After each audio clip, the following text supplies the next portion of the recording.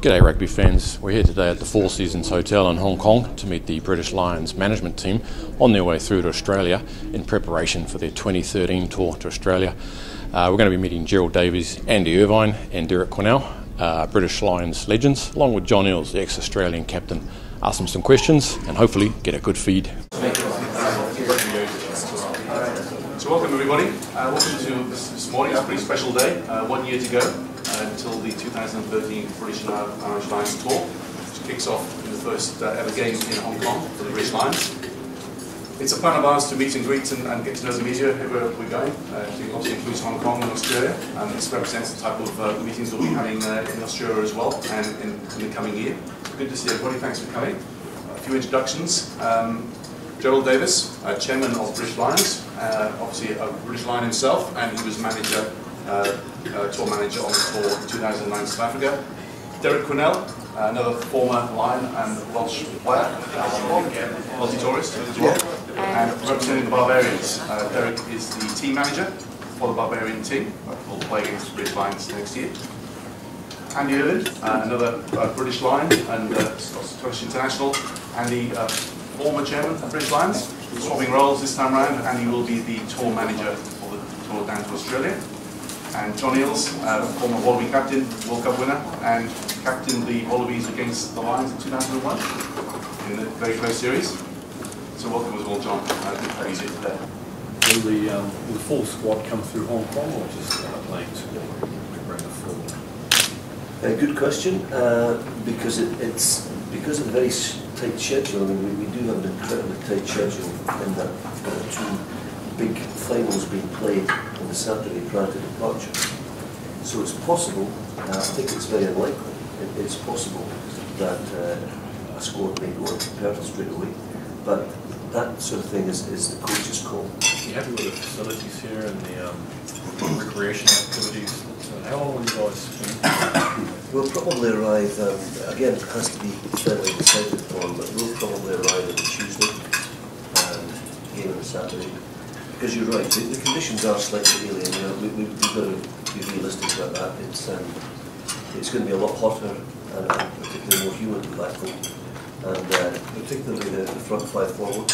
They will find it tough. You know, for the super players that aren't probably test contenders to have a game against the Lions, it's one of the lifetime. Yeah, look, it'll be great and actually be even. Be more significant in different ways as well this time, also because now with the restructure of the Super Rugby season to accommodate June internationals rather than used to be over before the June international started, so it'll have that purpose of the super teams will be so focused to do that because they've got this one match in between, you know, while they've got a bit of a rest from Super Rugby, so it gives those guys a chance to play their part in history. Not let the Lions go through undefeated. You talked about the brand, you know, of the Lions and the importance of protecting that brand. And it's obviously like a little bit like herding cats sometimes. You've got 50 dudes on tour, and you saw in the World Cup some dwarf throwing down in New Zealand. And I was thinking you should perhaps get, you know, one of the Underwoods involved here with local knowledge that they end up at. Dwarf throwing tournaments or the equivalent. I'm sure you'll have a busy week anyway, but keeping 50 blokes under control. Yeah, it's something that we're very conscious of. But having said that, when lads are away on tour for 7 weeks, you know, you can't treat them like school children. They've got to have some opportunity for relaxation. I mean, something I firmly believe in is that the players also have to have a connection with the supporters. You don't want to lock them away and keep them out of touch. It's with the traditional Lions tours that the players and the supporters mix and enjoy each other's company. After the 2001 series, you said it was probably the greatest test series for any rugby follower, no matter who you were supporting. Do you expect this 2013 series to be as close and as entertaining?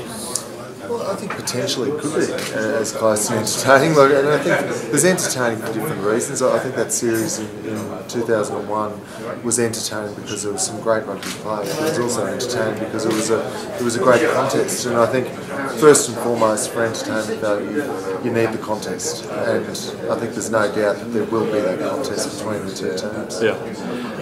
And you know, we've got a lot of young Asian rugby fans out there that are sort of taking up rugby. What message do you give to those young fellas, and what do you think this Lions matchup means, or as a legacy, or to the players involved? Well, I think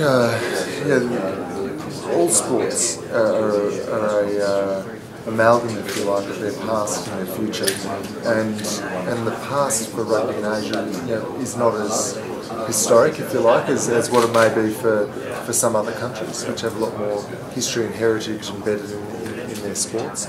You don't get more history and heritage than the Barbarians and the British and Irish Lions. So this is a chance to look at two organisations that have a great heritage but are still building for the future. Yeah. And finally, just a message to young kids out there, our fans of Asia Rugby Channel that are thinking to take up rugby. Go for it. Look, go for it. It's a great sport. It's a great sport for many reasons. It's a great sport because it has primarily because of the people that play and the opportunities it gives you, and you don't have to be a test player to get the great opportunities of rugby. For all our fans out there for Rugby Asia Channel who are just taking up the game, what would you want them to know about what it means to be a Lion and the legacy of the Lions? Well, I think from my point of view, I played Lions rugby a very long time ago. My last tour was 1980 to South Africa, and my first tour was 71 to New Zealand. And in those days, we used to play 24, 26 matches on a tour, and we were away for 4 months. So it's hugely different now. The tour to Australia next year is going to be condensed to 10 matches over a 6-week period. So things have changed as we've gone along, and of course the game has become professional. As far as a rugby player is concerned, back home in the UK and Ireland, it is the ultimate. Obviously any youngster aspires to play for their country, to pull on the blue jersey of Scotland or the green jersey of Ireland or the red jersey of Wales or the white of England. But once you're there, there is one further step that you can take, and that's to play for the British and Irish Lions. It's only the best of the best. Do you think there's going to be a place for any Asian-based or Asian players in the Barbarians? Well, it's certainly something that we're looking at. Yeah. We're going to be doing a lot of homework to see if we can find the right players to fit into the side. It's going to be a hugely competitive game, a game that we want to win. So if we can find the players that are going to fit into what we need, then hopefully we'll include a couple. I hope they pick a couple of local chaps, because I think it would be good for the game, and I think it would be such a tremendous thrill for them if they're selected to play for the Barbarians. It's such a famous jersey, but I've also no doubt that they'll have some pretty tough Southern Hemisphere players, and it'll be a tremendous scalp for them to take the Lions, so they'll be going hell for leather. We want to win it, so it'll be a toughie. Yeah. And the week, the build-up week, you'll have an agenda of activities, meeting into the community with the Lions? Oh, indeed. And that's one thing that we feel very proud about the Lions. We do like to try and spread the word of rugby. So we will be visiting schools and mini rugby sessions and that sort of thing, because we do take our community responsibilities very seriously, and the players enjoy doing that. The players also enjoy mixing with fans, both travelling fans and local fans, because I think that's one thing that differentiates rugby from soccer. There is still an empathy, between the spectators and the players, and that's something that we will certainly be promoting on this tour. This is Andy Irvin, and you're watching Rugby Asia Channel. My name's Derek Quinnell, and you're watching Rugby Asia Channel. This is John Eales, and you're watching Rugby Asian Channel.